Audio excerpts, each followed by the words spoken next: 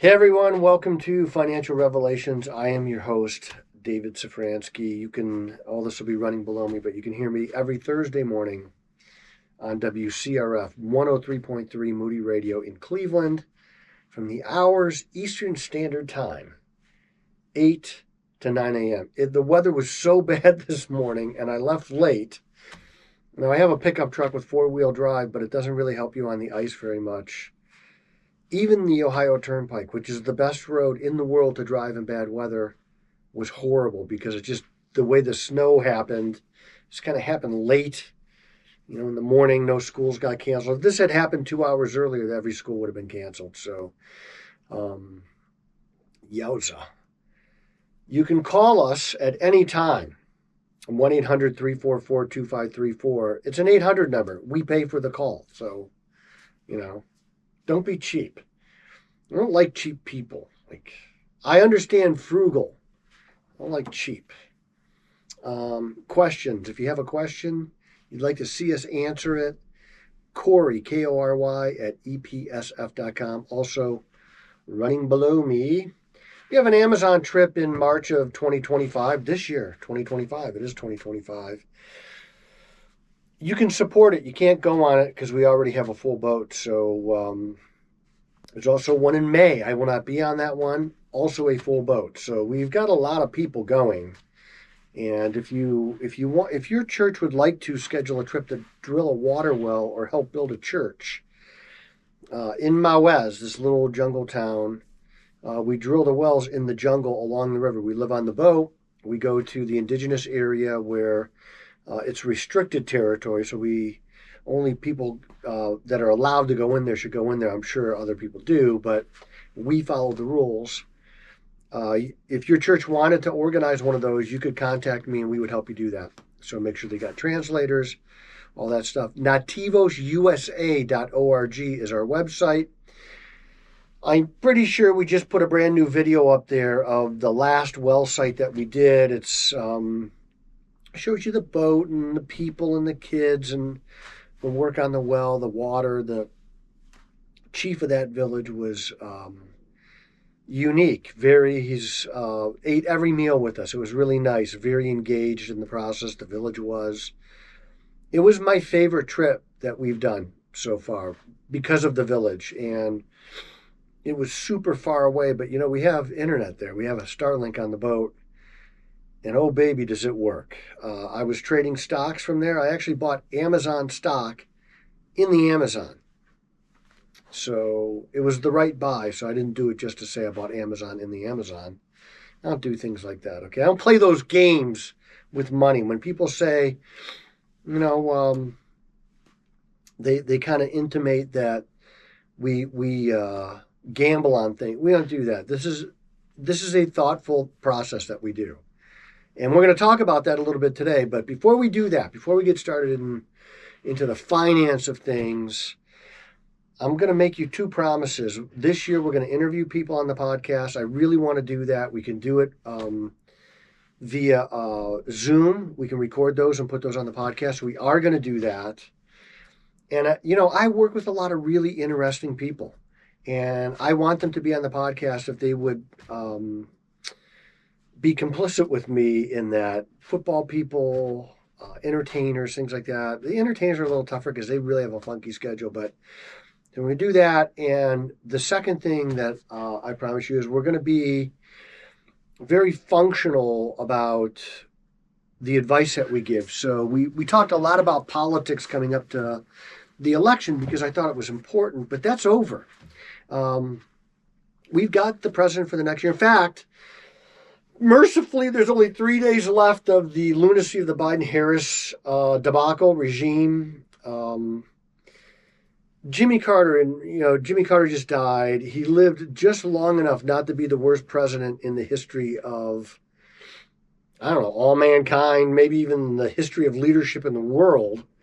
A lot is going to change. And I got to admit, not all of it's going to be awesome. There are some things that every administration does that are just not going to like it. Economically, it's not going to make a lot of sense because it's politics.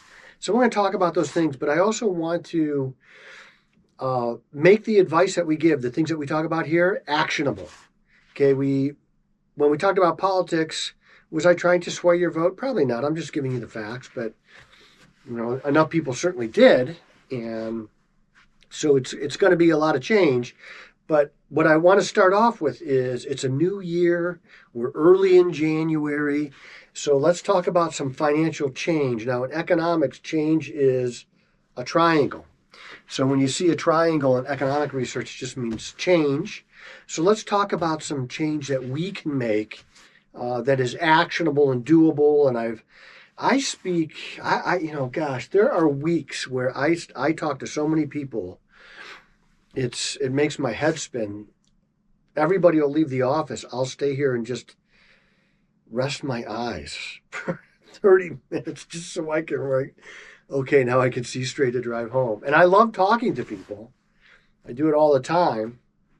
And I love the people that we work with. Well, all except for that one person. No, I'm just kidding. Everybody will be left wondering, am I that one person? Yes, you are. You're the one person. So let's talk about some things that we could do. It's early in the year. We can start these things now. And I want you to realize when we make economic changes, when we make changes in our finances, we have to make them in a way that will lead to success. Think about a diet. So let's say you made the most popular New Year's resolution. I don't make any New Year's resolutions, by the way. I think they're hogwash. If I need to make changes in my life, I'm going to make them. I'm not going to start, it's January. So these are changes that I want you to think about. These are not New Year's resolutions. These are solid financial things that we can do to make our finances way better. But let's say you did make that New Year's resolution and you said, I'm not going to eat until I lose 25 pounds. Not realistic. So number one, we want these changes to be realistic. We give yourself a chance at success. Okay, so make it so you're not going to get discouraged in the second hour and just go back to old behavior. So we want to make them realistic. So let's say that you said, my New Year's resolution is I'm going to lose 5 pounds a month. Well, 5 pounds a month, I think, is probably fairly realistic for a lot of people. Or 2 pounds a month, whatever it is.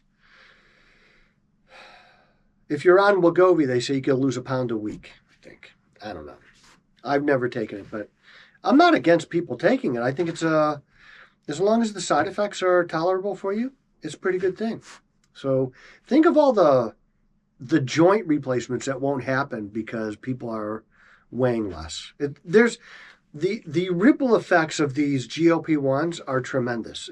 And Eli Lilly came out yesterday and said they're going to get approved this year, 2025, a pill version of their GLP-1. And that's revolutionary because really the kink in the pipeline has been the delivery device, this measured needle that you use. They're hard to make. They're really hard to produce. It's not the drug itself. It's the delivery device. So having it be in a pill form would be, wow. I mean, it's revolutionary, really. So I'm excited about that. So let's do some things that are realistic. I want you to take measured approaches to this. So the number one thing that I think we should really think about is starting an emergency fund. I can't tell you how many people I sit down with that have no savings whatsoever. And they say, well, I want it all invested. Well, look, I'm in the investment business. This is what I do for a living.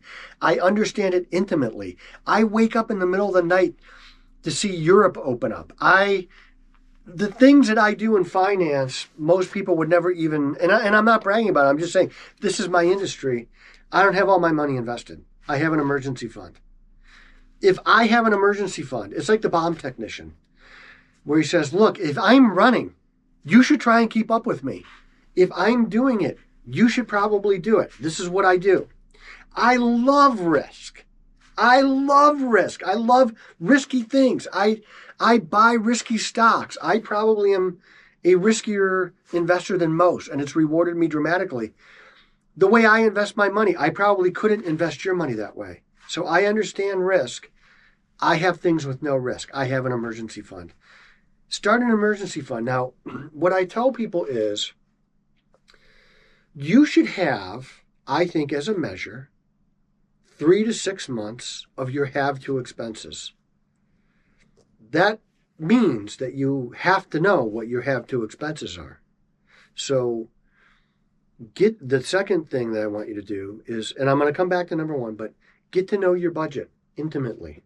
Like, hi budget, I'm Dave. If you don't have a budget, this is really easy stuff. This is kind of economics 101. Now look, most of the things that you do that you pay for are probably auto drafted. It's really easy to find out what you're spending. And when I mean have to expenses, I mean heat, realistic food budget, water, your housing expenses, your car payment if you have one.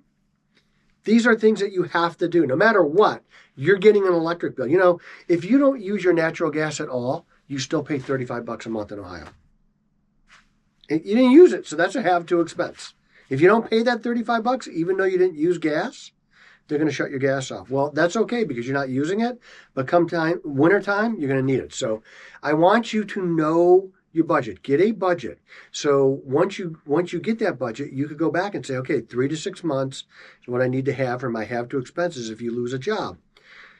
You're not going to be able to do 6 months of an emergency fund all at one time. So set goals to have it met. You know, each month you're putting, or each paycheck, you're putting a little bit of money in savings. Okay? A little bit. Don't get discouraged if you can't do it all at one time. Remember, I'm trying to set you up for success. So you don't got to do it all at one time. But having goals is a really healthy, good thing. Healthy psychologically to have a goal and then be working towards that goal. So then when you meet it, you know, like ring the bell. Ding, ding, ding, ding, ding. Look, we've got our emergency fund. And then depending on what inflation is doing, you might want to add 2 or 3% to it a year because things go up in price. Even when inflation is low, it's still happening. And there's reasons for that, but I'm not going to get into it now. But every year you got to add a little bit of money to that emergency fund. So number one, you're going to start an emergency fund and you're going to set some goals to get there. If it takes you a year and a half, that's okay.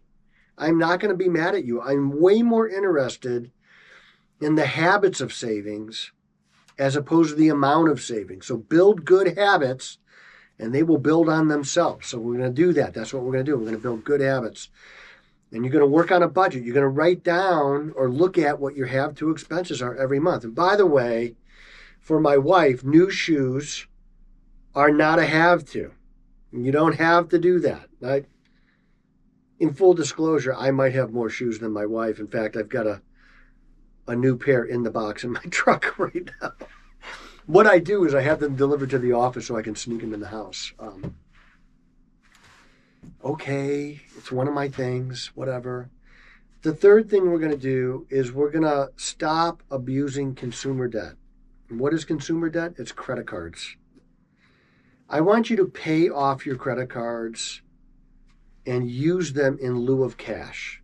So the way to use a credit card, Dave Ramsey says nobody should own a credit card. Well, I don't agree with that advice, but I do believe there are some people that they would probably benefit from not owning one. The way to use a credit card is you use your credit card. You use it as much as you want. We put our oldest son through college on a credit card because they didn't assign a service fee to it. So we would pay his quarterly tuition with the credit card, and then when the bill showed up, we paid it off. We never paid a penny in interest on a credit card. That's the way to use a credit card. If you're running a balance on a credit card, you are falling victim to predatory lending. The interest rate on a credit card is like 23%. And somebody will say, well, I've got a 0% one and I'm rolling those balances over. Stop that stupid game. That is a fool's errand. So pay off your credit cards and then use your credit card. You know, if you buy a plane ticket, you use a credit card. If you rent a car, you use a credit card. Pay off the bill when it shows up or before. You won't pay any interest. That's how we use credit cards. So again, it may take you a year to get to that point. It may take you that long because your credit card debt is high. But the moment you can't pay that bill on a credit card, stop using it. For some reason, I don't know why, we have to figure this out, but you're spending more money than what you have. And that's not a good equation to be in. You're not the U.S. government where you can spend as much as you want on anything you want for as long as you want with seemingly no repercussions. That's not you. You have repercussions. Okay, the fourth thing that I want you to do is I want you to learn to live on, at the most, 85% of your take-home pay. Now, a lot of people say, well, what's the best budget to have? What do I live on less than what you make? Okay, can we start there? You got to live on less than what you make. I've had people come into my office and they're like, hey, I've got this $100,000 I want you to invest. And I do a little digging because, I'm a fiduciary, and really anybody in business would do this. Anybody in this business, whether they're a fiduciary or not, at least they probably should do this. So, oh, you got $100,000? Tell me a little bit more about yourself. What are your monthly bills? Do you have credit card debt? Somebody comes in, they got $100,000, and they've also got $100,000 in credit card debt. And I say, look, I'm going to guarantee you a 23% rate of return. Like, wow, how do I do that? Guaranteed? Yeah, guaranteed. How do I do that? I said, pay off your credit card debt. They were so mad at me. It was late. Nobody else was here. I thought, I'm going to have to fight my way out of my own office. Now, I would have won because really, I've got biceps of like 10 men. So I'm not worried about that stuff. But they were mad at me. And he said, well, if you won't invest this money, I'll take it someplace else. I said, well, you'll have to because I'm not going to invest the money. We got to live on 85% or less than our take-home pay. Now, that doesn't mean you don't have nice things and go on vacations. It's just we have economic choices we all have to make. And that's what I'm asking you to do. So make economic choices that are appropriate. Live on 85%. Put money into your 401k. Take the free money if they're matching it. Even if it's a bad 401k, if they're matching it, you got to at least put in the money that they'll match. And then you take the rest of the money and you put it in an IRA or a Roth or something like that. But take the free money. In order to do that, you have to live on less than what you're making. Really, investing can get a little bit complicated from time to time, depending on your portfolio. But the rest of it isn't rocket science. The things that I tell people, I think sometimes when they hear it coming from me, light bulbs go off. When they hear it from their spouse, they think, what does that guy know? Or what does that lady know? But it really is pretty much common sense. So the fifth thing that I want you to do, I watched a video once and the guy, his fingers didn't work right. So he'd say things like, the fifth thing I want you to know. We're like, wait a minute, his fingers didn't work. Make sure, if you need life insurance, make sure that you have it. Okay, it doesn't need to be super expensive. Now, when I say if you need it, about 98% of the people that I talk to need life insurance, and probably a little bit more than what they have. I know it's you don't have to buy it from us. We don't care. You can get it from a variety of sources. But look at that, especially if you have young kids or a spouse that stays at home and raises those kids. So what I call a non-workplace spouse. They're not directly generating an income. I don't want to denigrate what they do because it's very hard work. And it's very important stuff that if you make that choice to be a one-income household, you got to protect that one income. You must protect that one income to the detriment of other choices. So if you said, well, I could get life insurance or I could go to Disney World, I would tell you, don't go to Disney World. That non-income producing spouse who's doing a lot needs the protection of your income. So life insurance at its heart is really just a transfer of risk decision. I don't want to take the risk of dying and not having any money for my spouse. So I bought life insurance to cover them so that they can stay, in the house, in the private school, if that's where they're at, or at least not have to make life-altering decisions because there's no money. So this is a really important thing, and most of the people that I come across are underinsured. Number 6 thing that I want you to start thinking about this year is begin giving some money away. Now, I just told you to save money. I told you to not spend on your credit cards, overspend. I told you to get a budget. I told you to have an emergency fund. And now I'm telling you to give it away. Yes, I'm telling you to tithe. I'm telling you to give to missions, a charity of your choice. The APL, if you're an animal lover. We give to the APL. It's not a Christian organization, but I also tithe and I give to missions and we support missionaries and right to life stuff. About 15, 20 years ago, my wife and I sit down at the end of the year and talk finances. What's the business look like? What's our budget look like? What are we doing? And we changed our charitable giving to become more focused in how we did it. Before we were giving to like 25 organizations, we pared it down to things that have really impacted us. And I'm glad we did that. Now, not everybody has to do it this way, but if you want to make sure that money doesn't control you, then control it. And the way you keep money in perspective is give it away. And people will often say to me, well, I don't really make that much, so I can't give that much. It's not about the amount. It's about the discipline. It's about the habit. It's about the obedience in God's word of giving. And so if you can give when you don't have a lot, you'll be able to give when you do. And God will trust us first in the little things, and then he'll trust us in the big things. Now, I'm not preaching prosperity doctrine. I'm not saying, well, give to get. I don't like to do that. I don't like to think like that. I'm not going to say I never do think like that. I'm human just like everybody else. Well, mostly human.